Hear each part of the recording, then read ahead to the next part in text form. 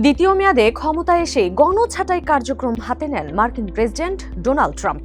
জুলাইয়ে প্রায় 250 কূটনীতিককে গণছাঁটাইয়ের ঘোষণা দেয় মার্কিন পররাষ্ট্র দপ্তর, যা এখনও কার্যকর করা যায়নি। উল্টো কূটনীতিকরা ট্রাম্প প্রশাসনের বিরুদ্ধে আইনি লড়াইয়ে নেমেছেন। কিন্তু প্রশ্ন হলো, কেন ট্রাম্পের বিরুদ্ধে মামলা দায়ের করতে হলো কূটনীতিকদের? তাদের ক্ষোভের কারণই বা কি? এসব জানাতে সঙ্গে আছি তামান্না খন্দকার।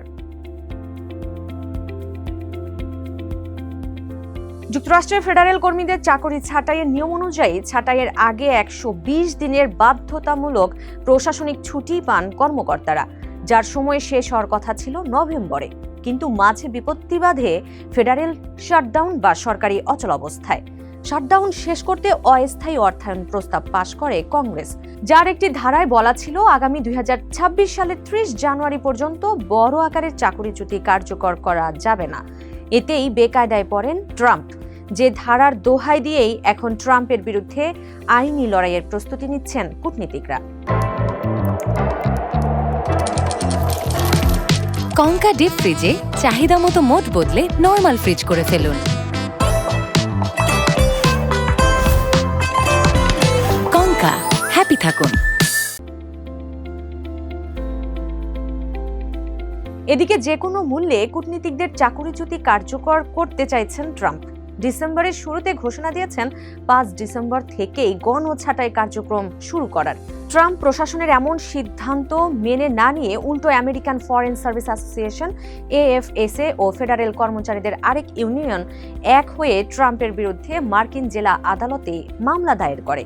এতেই আটকে যায় ছাঁটাই কার্যক্রম, যে মামলার পরবর্তী শুনানি 17 ডিসেম্বর।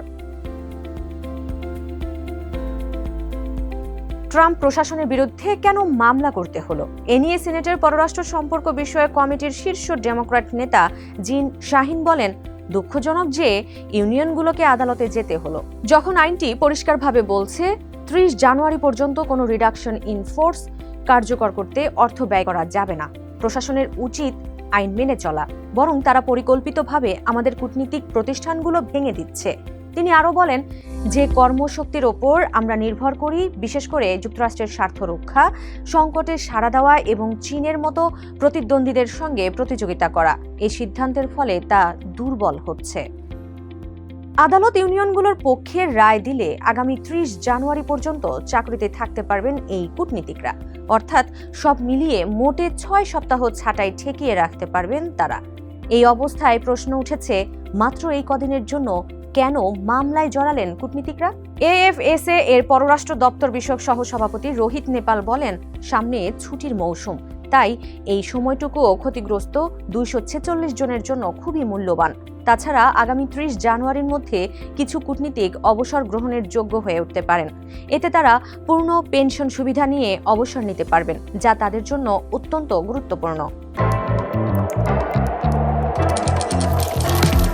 কঙ্কা ডিপ ফ্রিজে চাহিদা মতো মোড বদলে নরমাল ফ্রিজ করে ফেলুন। কঙ্কা, হ্যাপি থাকুন। ট্রাম্প প্রশাসনের ওপর অবশ্যই এমনিতেও ক্ষোভ বাড়ছে AFSA কর্মীদের। চলতি মাসে বার্ষিক সদস্য জরিপে যা প্রকাশ পেয়েছে, যেখানে দেখা গেছে মনোবল ভেঙে পড়েছে অন্তত 98% কূটনীতিকের। 2100 এর বেশি সক্রিয় দায়িত্বে থাকা কূটনীতিকদের মধ্যে 61% বলেছেন জনবল সংকটের কারণে তাদের কাজের চাপ বেড়েছে। 65% বলেছেন ট্রাম্প প্রশাসনের অরাজনৈতিক কর্মক্ষেত্রকে রাজনীতিকরণ তাদের জন্য সবচেয়ে বড় উদ্বেগের। আর 86% মনে করছেন প্রশাসনে আনা ট্রাম্প প্রশাসনের পরিবর্তনগুলো মার্কিন কূটনীতিক লক্ষ্য অর্জনকে ক্ষতিগ্রস্ত করেছে। কেবল 1% কূটনীতিক বিশ্বাস করেন ট্রাম্পের পররাষ্ট্রনীতি পরিচালনার সক্ষমতা উন্নত হয়েছে।